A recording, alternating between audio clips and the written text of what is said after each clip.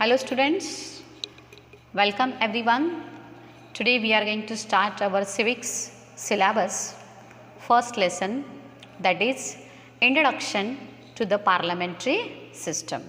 So already about the government of our country, these details in shortly about the local government you have learned in standard 6th, about the constitutions you have learned in standard 7th, and now in standard 8th. In this year you are going to learn the parliamentary system of our country. So in this chapter we will learn the machinery or the system of government as given in the Indian Constitution. So in this chapter we will learn the machineries or the system of government as given in the Indian Constitution. So how or which type of governing system accepted by our country, these details we are learning in these chapters. So have you thought of this, that what is a parliamentary system of government? Maybe such type of question arise in your mind. In India we have Prime Minister, but why is there no Prime Minister in the United States of America? So this is the second query. Second question. And what is the difference between a parliamentary and a presidential system of government? So such type of queries we are going to solve it with the help of this first lesson. So through this chapter we are learning types of government. So what type of government accepted in our country?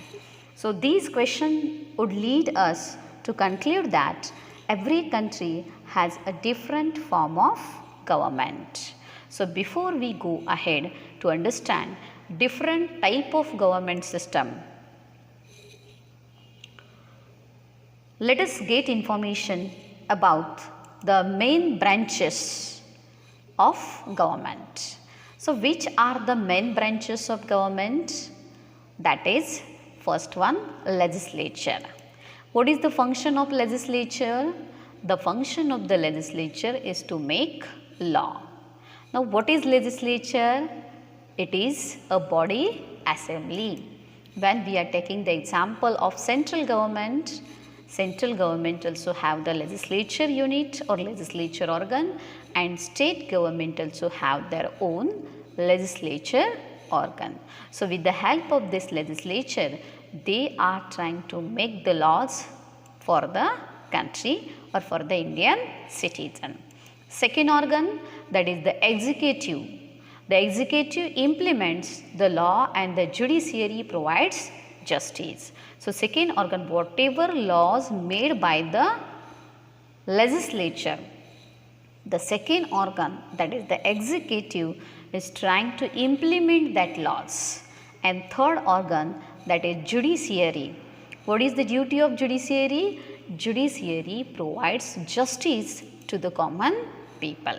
So with the help of these three organs, our Indian government is trying to run the government. So the functions of these three organs, their jurisdictions and the limitations of their power and the interrelationship between these organs are decided by the Constitution. So all these three organs, according to the framework of these constitutions, they have to work, they have to run the government. So these all duties, their relationship, their limitation, their rights, authority, everything, it is finalized by the Constitution. So it is the nature of their interrelationship that determines the system of government adopted in a particular country. How these organs, they are trying to maintain their relationship. If there is a good relationship between these all three organs, definitely these all three organs, they will run the government of their country in a good way, in a proper manners. So for that purpose, co-relationship between these all organs, it must be there. Now we are learning types of government. There are two types of government. One is parliamentary system and second is presidential system. Now we are learning about the features, about the characteristics of this both system. So first we are going to start it parliamentary system. The parliamentary system of government developed primarily in England. So in England first time this governing system or this new system started. The English constitution is an unwritten constitution. So this is the speciality or special feature we can say that England constitution, it is an unwritten constitution. And what is about our own country? Our constitution, it is a written constitution. So the governance is carried out in accordance with tradition and customs and convictions. So what are the tradition of that country, customs of that country and convictions? It means what type of protocols they are going to follow it. With the help of these all details, they are trying to govern the country. So the British Parliament is an institution that has evolved over a period of time.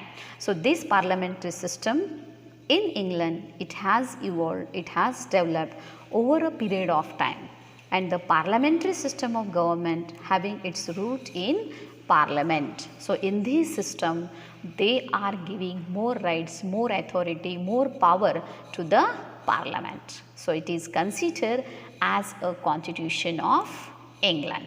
So accordingly, with the help of this system, they are governing their country. So we can see some broad similarities in the parliamentary system of England and the parliamentary system of India. So broad similarity between these two parliamentary system of England and India we can see. But when we looked at an institutional level, the Indian parliamentary system is different in its content. Indian parliament is running with the help of these two houses, that is Lok Sabha and Rajya Sabha. So with the help of these two houses, they are trying to run the government. Okay students, today we are going to stop here only.